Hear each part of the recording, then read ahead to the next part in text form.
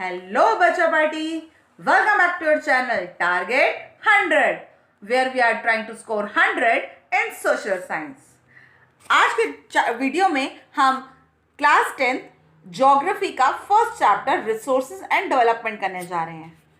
इस चैप्टर में हम पढ़ेंगे रिसोर्सेज क्या है, उन्हें क्लासिफाई कैसे किया जाता है और दो मेजर रिसोर्सेज लैंड रिसोर्सेज और सॉइल रिसोर्सेज के बारे में हम पढ़ेंगे। तो let's start. Resources and development मतलब सबसे पहले हमें यह समझना पड़ेगा कि रिसोर्सेज हैं क्या। हर उस चीज को जो हमारे एनवायरनमेंट में अवेलेबल है और हमारी नीड्स को पूरा कर सकती है और हमारे पास वो टेक्नोलॉजी है कि हम उसे एक्सेस कर सकें, वो रिसोर्स होती है। अगर हम प्रॉपर डिफाइन की बात करें, इसको इंग्लिश में लिखना कैसे है, पेपर में कैसे लिखना है, तो everything available in our environment which can be use to satisfy our needs provided it is technologically accessible, economically feasible and culturally acceptable can be termed as resources। यानी हर वो चीज़ जो हमारी ज़रूरतें को पूरा करती है उसके लिए हमारे पास टेक्नोलॉजी होनी चाहिए, इकोनॉमिकली feasible होना चाहिए, राइट, और कल्चरली एक्सेप्टेबल होना चाहिए, यानी हमारा कल्चर उसे एक्सेप्ट कर सके, उसे रिसोर्स कहते हैं। एक ह्यूमन बीइंग को किसी भी चीज़ को रिसोर्स में बदलने के लिए क्या चाहिए? वो चीज़ फिजिकल एनवायरनमेंट में अवेलेबल हो, हमारे पास वो टेक्नोलॉजी हो और वो इंस्टीट्यूशनल सेटअप हो, यानी हमारे पास वो लोग हों जो उस टेक्नोलॉजी का इस्तेमाल करके उस चीज़ को रिसोर्स में कन्वर्ट कर सके। ये तो हो गए रिसोर्सेज। लेकिन रिसोर्सेज भी तो कई तरह के होते हैं, तो वो कई तरह के कैसे होते हैं, यानी रिसोर्सेज को क्लासीफाई कैसे किया जाता है? तो मोटे तौर पे हम रिसोर्सेज को 4 लेवल पे क्लासीफाई करते हैं।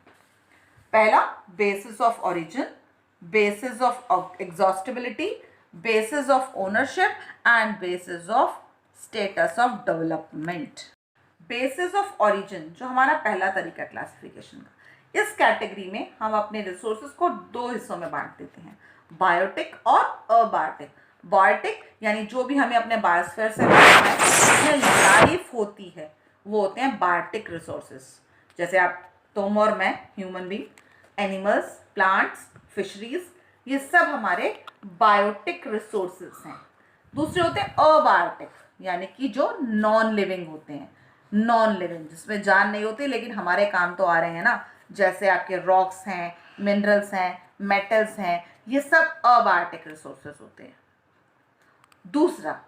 दूसरा क्लासिफिकेशन है basis of exhaustibility, renewable and non renewable. Renewable जिसको रिन्यू किया जा सकता है, जिसकी क्वालिटी और क्वांटिटी रिड्यूस नहीं होती यूज करने से, जिसकी क्वालिटी और क्वांटिटी यूज करने से रिड्यूस नहीं होती और जिसे रिन्यू किया जा सकता है या रिप्रोड्यूस किया जा सकता है, जैसे सनलाइट, विंड, वाटर।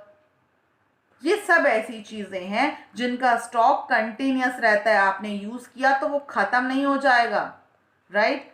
अब आते हैं नॉन रिन्यूएबल रिसोर्स, यानी जिन्हें रिन्यू नहीं किया जा सकता, जिनका स्टॉक यूज करने से खत्म होता है, इन्हें वापस से बढ़ाया नहीं जा सकता, वापस से रिकवर नहीं किया जा सकता।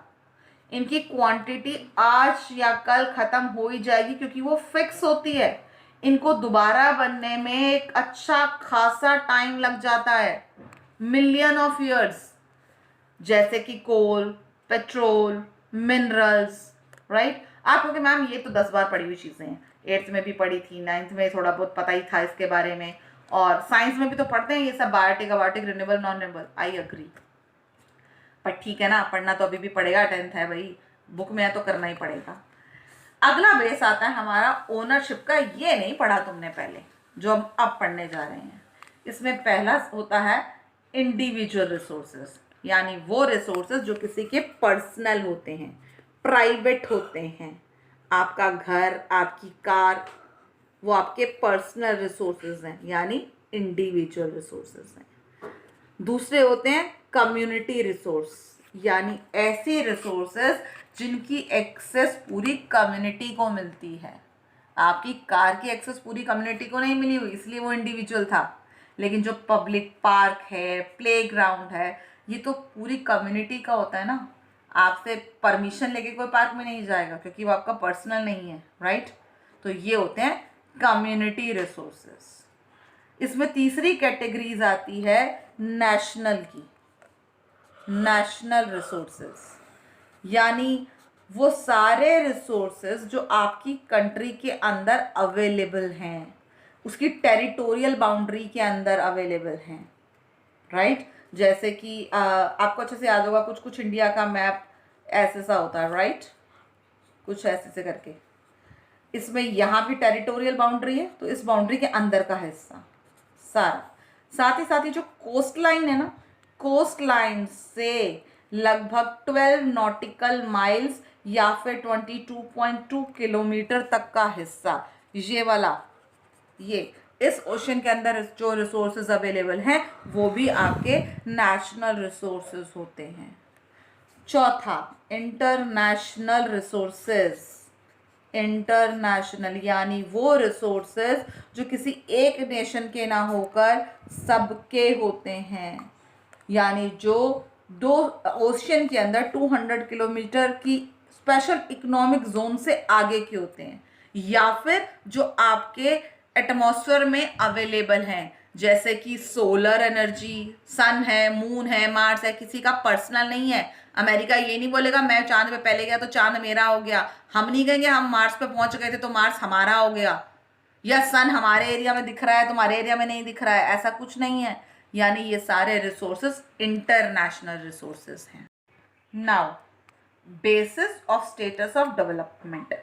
पहला, पोटेंशियल रिसोर्सेज, जो किसी पर्टिकुलर रीजन में अवेलेबल होते हैं लेकिन अभी पूरी तरह से यूटिलाइज्ड नहीं हुए हैं, पूरी तरह यूटिलाइज्ड नहीं हुए हैं। विंड, सोलर एनर्जी जो कि राजस्थान गुजरात में देखो बहुत अवेलेबल है बट पूरी तरह यूज नहीं हुई है, दैट इज पोटेंशियल रिसोर्सेज। दूसरे हो गए डेवलप्ड रिसोर्सेज, यानी वो रिसोर्सेज जिनके बारे में सर्वे किया जा चुका है, हमें उसकी क्वांटिटी क्वालिटी भी पता है और यूटिलाइजेशन उनका हो रहा है ऑलरेडी, वो हो गए डेवलप्ड रिसोर्सेज। तीसरे होते हैं स्टॉक, जो ऐसे रिसोर्सेज हैं जो ह्यूमन नीड्स को सेटिस्फाई तो कर सकते हैं पर हमारे पास वो टेक्नोलॉजी ही नहीं है कि हम उन्हें यूजेबल बना सकें। जैसे वाटर H2O है, उसका साइंटिफिक फॉर्मूला H2 है, यानी उसमें हाइड्रोजन मॉलिक्यूल्स भी हैं और ऑक्सीजन मॉलिक्यूल्स भी हैं, और हम सबको पता है कि हाइड्रोजन में हाई एनर्जी होती है और ऑक्सीजन का भी अलग से यूज होता है, बट हमारे पास वो टेक्नोलॉजी नहीं है कि हम इन दोनों को सेपरेट कैसे करें। मतलब स्टॉक है लेकिन यूज नहीं करना आता। बिल्कुल, इसकी टेक्निकल नो हाउ नहीं है हमारे पास, दैट इज स्टॉक। चौथा है रिजर्व, यानी इसे यूज किया जा सकता है और इसका टेक्निकल नो हाउ भी हमें पता है लेकिन हम इसे यूज नहीं कर रहे हैं पूरी तरह से, हम इसे फ्यूचर जनरेशन के लिए सेव मान के चल रहे हैं, आने वाली जनरेशन इसे यूज कर सकती है बहुत आराम से, राइट। तो ये होते हैं हमारे रिजर्व। हो सकता है माइंड में क्वेश्चन आए कि फॉर रिजर्व और पोटेंशियल में डिफरेंस क्या है फिर, जब दोनों के ही टेक्नोलॉजी है हमारे पास लेकिन हम दोनों को ही यूज नहीं कर रहे हैं, तो क्यों? ज्यादातर पोटेंशियल रिसोर्सेज के केसेस का प्रॉब्लम ये होता है कि इट नीड्स इनफ इन्वेस्टमेंट,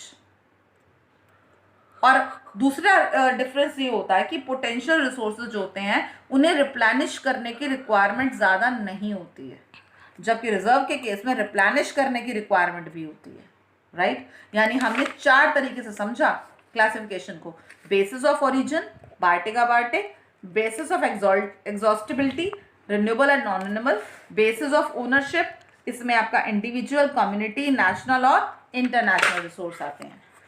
चौथा, basis of status of development, जिसमें पोटेंशियल, डेवलप्ड, स्टॉक और रिजर्व आते हैं। ये बहुत ही इंपॉर्टेंट क्वेश्चन है, ये एग्जाम में 3 मार्कर में भी आता है, 5 मार्कर में भी आता है। 5 मार्कर में आएगा तो आपको डायरेक्ट पूछ लिया जाएगा how you can classify resources, और 3 मार्कर में आता है, या तो ज़्यादातर 3 मार्कर में आता है what do you understand by the resources, classify them according to origin, तो ये 3 मार्कर है। अकॉर्डिंग टू एग्जॉस्टिबिलिटी 3 मार्कर है, अकॉर्डिंग टू ओनरशिप और अकॉर्डिंग टू डेवलपमेंट सीधा 5 मार्कर में आते हैं, राइट। तो please go through with this again. Next thing, अभी तक हमने जितना समझा, डेवलपमेंट हम रिसोर्सेज के थ्रू करते हैं, लेकिन ये जो डेवलपमेंट है ये कई बार हमारे रिसोर्सेज को नुकसान भी पहुंचाती है, क्योंकि हम इसे इनडिस्क्रिमिनेटली यूज़ कर रहे हैं, बिना सोचे समझे। हमें लग रहा है फ्री में दे दिया भगवान ने तो लगे रहो, करते रहो इस्तेमाल जितना करना है, आराम से मिल तो रहा है, यूज़ करते रहो, लेकिन ये हमारे एनवायरनमेंट को नुकसान पहुंचा रहा है। इसमें मेजर नुकसान क्या हो रहे हैं? रिसोर्सेज धीरे धीरे डिप्लीट होते जा रहे हैं। दूसरा चीज़, जो रिसोर्सेज हैं वो कुछ हाथों में ही एक्यूमुलेट हो गए हैं, जिससे हमारी सोसाइटी जो है दो पार्ट्स में बट गई है, हैव्स और हैव्स नॉट। यानी या तो किसी का बहुत ज़्यादा ही रिसोर्स है और कुछ ऐसे जिनको रिसोर्स मिलता ही नहीं है। तीसरा प्रॉब्लम क्या होता है? ग्लोबल इकोनॉमिक इकोलॉजिकल क्राइसिस का, यानी जैसे global warming, ozone layer depletion, land degradation, pollution, ये सारी प्रॉब्लम इसीलिए हैं क्योंकि हम इसे इनडिस्क्रिमिनेटली यूज़ करते हैं। ये जो प्रॉब्लम्स हैं ये दुनिया भर के लोगों को समझ में आने लग गई और इसीलिए उन्होंने बात करनी शुरू कर दी सस्टेनेबल डेवलपमेंट के बारे में। और इस वजह से उन्होंने जो पहला स्टेप उठाया इससे सुधारने का, वो था अर्थ समिट। ब्राज़ील के रियो दे जनेरियो में 1992 में एक अर्थ समिट किया गया, जिसमें 100 स्टेट्स के लीडर्स ने हिस्सा लिया और वहाँ पे उन्होंने एनवायरनमेंट की अर्जेंट प्रॉब्लम्स के बारे में डिस्कस किया और उसके प्रोटेक्शन की बात सोची। यहीं पर उन्होंने एजेंडा 21 को साइन किया, अडॉप्ट किया उसे, ताकि वो 21st सेंचुरी में सस्टेनेबल डेवलपमेंट करा सकें, राइट? ताकि वो 21st सेंचुरी में एजेंडा 21 अपनाते हुए सस्टेनेबल डेवलपमेंट कराएं और अपने रिसोर्सेज को बचा लें।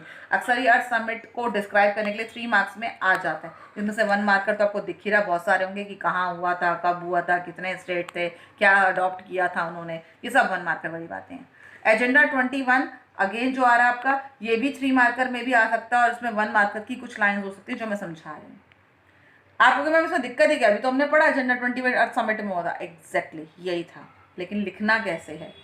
This declaration signed by world leaders in 1992, अभी हमने पढ़ा अर्थ समिट 1992 में हुआ था, तो यहीं पे एजेंडा साइन हुआ। लेकिन ये मीटिंग बुलाई किसने थी? ये मीटिंग बुलाई थी यूएन ने, UN conference on environmental and development in Brazil, right? यहाँ पर उन्होंने ये जो एजेंडा 21 था, ये इसलिए किया गया था ताकि ये समझा जा सके कि हमें ये जो एनवायरनमेंट डैमेज हो रहा है, पावर्टी बढ़ रही है, डिसीजेस बढ़ रही हैं, इसे कैसे कंट्रोल में लाना है और ग्लोबली हमें इसके साथ सबके साथ कॉपरेट करना पड़ेगा ताकि इस प्रॉब्लम से बाहर आ सकें। और एजेंडा 21 का जो मेन ऑब्जेक्टिव था वो ये था कि लोकल गवर्नमेंट्स अपने लेवल पर भी इस एजेंडा को एडॉप्ट करें। अब इसके बाद हम नेक्स्ट वीडियो में बात करेंगे अपने कुछ स्पेशल रिसोर्सेज के बारे में, land resources, soil resources, different soils, और इन जितने रिसोर्सेज की मैं बात कर रही हूँ उन्हें कंजर्व भी कैसे किया जाता है, राइट? तब तक के लिए go through with the video once again, revise thoroughly. कोई डाउट हो तो कमेंट सेक्शन में पूछ लेना। Please like, share, subscribe and keep notification on so that you don't lag in scoring 100 in social science. Till then, bye bye.